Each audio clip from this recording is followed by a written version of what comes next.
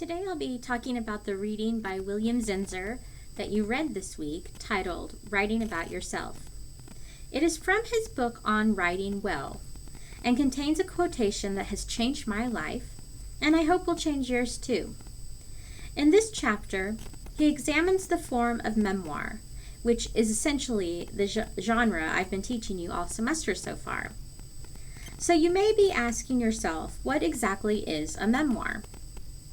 Most people know that it is writing about the self, but might not know what distinguishes it from, say, autobiography, or journaling, or diary writing. In Zinsser's definition, memoir is the art of inventing the truth. I'm going to go through this definition with a fine-tooth comb, talking a little bit about each of the words in this definition. To begin with, memoir. Memoir is often compared to autobiography, which is a genre of writing in which a person writes about themselves. But as I mentioned before, memoir is actually very different from autobiography. One of the major differences between autobiography and memoir is that memoir tends to have a specific perspective, subject, or theme in a person's life, while autobiography tries to encompass the person's whole life.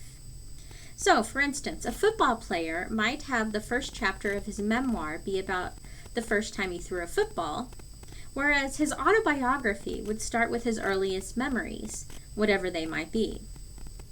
Memoir's focus don't have to be something grand or easily categorized. Tara Westover, in her memoir Educated, focuses on her experience growing up in an isolated, radically religious, and anti-science household here in southeastern Idaho, and how her education at BYU led her to abandon her family. Part of why I like to get my freshman composition students writing memoirs is so that you can practice finding themes and deeper meaning in your experiences. Seeing these patterns and themes can also help you to be a better, more self-aware individual. It also can help you write with focus and purpose. Another difference between autobiography and memoir is that autobiography tends to be linear, meaning that it starts at the beginning of someone's life and ends at whatever age the writer starts writing the book. Memoir writers might jump around in time, perhaps organizing the book chapters by various themes instead of by decades, such that the writer could collect all the memories of, say, her father or all the cars she's owned in a single chapter. Practice shaking off the burden of chronological order. It's a skill that helps build critical thinking and analytical skills and can lead to better organizational strategies. Another difference between memoir and autobiography leads us to the next word in Zinsser's definition of memoir. Art. Most of the time when people use the word art, they are referring to the fine arts or the visual arts, but a more inclusive definition would be to include any kind of creative work that evokes emotion, thought, and aesthetic appreciation, otherwise known as beauty. Memoirs are self-consciously artistic in nature. The intention of an autobiography isn't to reach the end and think, "My, that was beautifully written." Instead, an autobiographer will want you to think, "I understand this person better now." The focus of autobiography is on the person.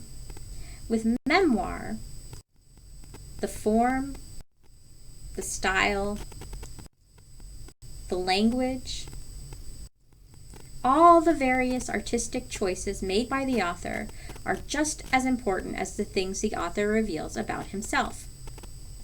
Part of what Westover wants us to do when we read Educated is to think about how she crafted the story of her life and what meaning lies in that story.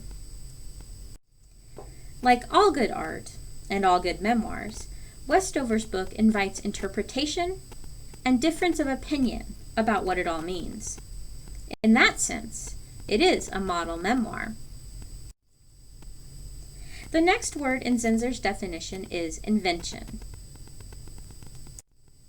The word invention is frequently interpreted as the sort of exercise where someone sits down and creates a technological object or idea. That meaning of the word is definitely implied in this definition. But I think Zinsser more particularly wants us to think of invention as the act of making something up, or fabricating something, or even lying. Invention fits very well with art, but it seems to fight against the next word in the definition. Truth. Truth can't be invented, right? Well, in memoir it can. First of all, we have to distinguish truth from fact. So, I could create a spreadsheet with all the bare facts of my life. Born in Topeka, Kansas. Father, a business owner. Mother, an artist and student. A straight-A student. Active in musical groups and church. Attended a Lutheran college. Worked as a music librarian. Attended K-State for master's degree. Married nuclear engineer. Moved to Idaho. Attended ISU for PhD. 2 children. There's my bare bones fact sheet life. It's factual, but it's not very truthful. My heart and soul isn't there. The stuff my kids love about me isn't there. All the memories that I want to share with my family can't be found in a spreadsheet or a traditional autobiography. Truth is subjective, meaning it might change from person to person. In most chapters of Educated, Westover includes footnotes indicating when family members disagreed over what really happened. There was no single factual account of many of the most intense moments of her life because no one remembered it quite the same way. Westover privileged her own memories and her own truth of the experiences for her book. And memoir is an art form, so it will inevitably invite interpretation. I'm going to push this further. When Zinsser says that memoir invents the truth, what he's getting at is that sometimes you have to piece together your life as best as you can to arrive at the truth. Sometimes you can't remember the details. You can't exactly remember what someone said or exactly what happened. But you can remember how the events made you feel. And you can remember the people well enough to imagine what they might have said. So you have to invent the truth. It's your life, your truth, your experiences. Trust yourself. Your job is to communicate the truth of your experiences. It's your story. Who else is going to tell it? Own it.